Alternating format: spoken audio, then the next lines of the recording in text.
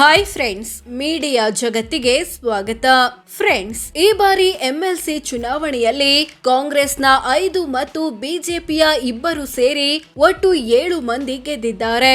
ಹಾಗಿದ್ರೆ ಇವರೆಲ್ಲ ಎಷ್ಟು ಓದಿದ್ದಾರೆ, ಯಾವ ಜಿಲ್ಲೆಯವರು, ಎಷ್ಟು ಕೋಟಿ ಆಸ್ತಿ ಹೊಂದಿದ್ದಾರೆ ಎಲ್ಲವನ್ನ ಈ ವಿಡಿಯೋದಲ್ಲಿ ತೋರಿಸ್ತೀವಿ. ಇಂಟ್ರೆಸ್ಟಿಂಗ್ ಆಗಿರೋ ಈ ವಿಡಿಯೋವನ್ನ ಕೊನೆವರೆಗೂ ನೋಡಿ.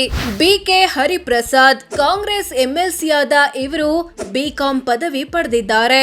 ಅಂದ್ರೆ ಡಿಗ್ರಿ ವರೆಗೆ ಓದಿದ್ದಾರೆ. ಇವರ ಕುಟುಂಬದ ಬಳಿ 16 ಕೋಟಿ ಮೌಲ್ಯದ ಆಸ್ತಿ ಪಾಸ್ತಿ ಇದೆ. ಇವರಿಗೆ 72 ವರ್ಷ ವಯಸ್ಸು. ಬೆಂಗಳೂರು ನಗರ ಜಿಲ್ಲೆ. PV ಮೋಹನ್ ಕಾಂಗ್ರೆಸ್ ಎಂಎಲ್ಸಿ ಆಗಿರೋ ಇವರು MA ಸ್ನಾತಕೋತ್ತರ ಪದವಿ ಪಡೆದಿದ್ದಾರೆ. ಅಂದ್ರೆ ಮಾಸ್ಟರ್ ಡಿಗ್ರಿ ವರೆಗೆ ಓದಿದ್ದಾರೆ. ಇವರ ಕುಟುಂಬದ ಬಳಿ 75 ಲಕ್ಷ ಮೌಲ್ಯದ ಆಸ್ತಿ ಇದೆ. ಇವರಿಗೆ 67 ವರ್ಷ. ಮೂಲತಃ ದಕ್ಷಿಣ ಕನ್ನಡ ಜಿಲ್ಲೆಯವರು. BS ಶಿವಣ್ಣ ಕಾಂಗ್ರೆಸ್ ಎಂಎಲ್ಸಿ ಆದ ಇವರು BE ಮತ್ತು LLB ಪದವಿಗಳನ್ನ ಪಡೆದಿದ್ದಾರೆ. ಇವರ ಕುಟುಂಬದ ಬಳಿ 4 ಕೋಟಿ ಆಸ್ತಿ ಇದೆ.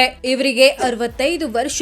ಬೆಂಗಳೂರು ನಗರ ಜಿಲ್ಲೆ. ತಿಮ್ಮಪ್ಪಣ್ಣ ಕಮಕನೂರ ಕಾಂಗ್ರೆಸ್ ಎಂಎಲ್ಸಿ ಆಗಿರೋ ಇವರು BA ಪದವಿ ಪಡೆದಿದ್ದಾರೆ. ಇವರ ಕುಟುಂಬದ ಬಳಿ 91 ಲಕ್ಷ ಮೌಲ್ಯದ ಆಸ್ತಿ ಇದೆ. ಇವರಿಗೆ 73 ವರ್ಷ. ಮೂಲತಃ ಕಲಬುರಗಿ ಜಿಲ್ಲೆಯವರು.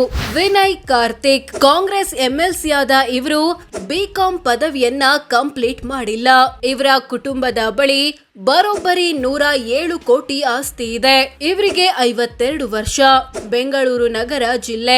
ರಘು ಆರ್ ಬಿಜೆಪಿ ಎಂಎಲ್ಸಿ ಆದ ಇವರು MA ಸ್ನಾತಕೋತ್ತರ ಪದವಿ ಪಡೆದಿದ್ದಾರೆ. ಇವರ ಕುಟುಂಬದ ಬಳಿ 28 ಕೋಟಿ ಮೌಲ್ಯದ ಆಸ್ತಿ ಇದೆ. ಇವರಿಗೆ 59 ವರ್ಷ. ಮೂಲತಃ ಮೈಸೂರು ಜಿಲ್ಲೆಯವರು. ಲಿಂಗರಾಜ್ ಪಾಟೀಲ್ ಬಿಜೆಪಿ ಎಂಎಲ್ಸಿ ಆದ ಇವರು BSc ಪದವಿ ಪಡೆದಿದ್ದಾರೆ. ಇವರ ಬಳಿ 4 ಕೋಟಿ ಆಸ್ತಿ ಇದೆ.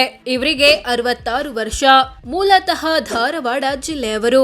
ಸೋ ಫ್ರೆಂಡ್ಸ್, ಇದಿಷ್ಟು ಈ ಬಾರಿ ವಿಧಾನ ಪರಿಷತ್ ಎಲೆಕ್ಷನ್ ಗೆದ್ದು ಎಂಎಲ್ಸಿ ಆದವರು ಎಷ್ಟು ಓದಿದ್ದಾರೆ, ಯಾವ ಜಿಲ್ಲೆಯವರು, ಎಷ್ಟು ಕೋಟಿ ಆಸ್ತಿ ಇದೆ ಅನ್ನೋದನ್ನ ತಿಳಿಸಿಕೊಡೋ ಪ್ರಯತ್ನ. ವಿಡಿಯೋ ಇಷ್ಟವಾದ್ರೆ ಲೈಕ್ ಮಾಡಿ, ಶೇರ್ ಮಾಡಿ, ನಮ್ಮ ಚಾನೆಲ್ಗೆ ಸಬ್ಸ್ಕ್ರೈಬ್ ಆಗಿ. ಧನ್ಯವಾದ.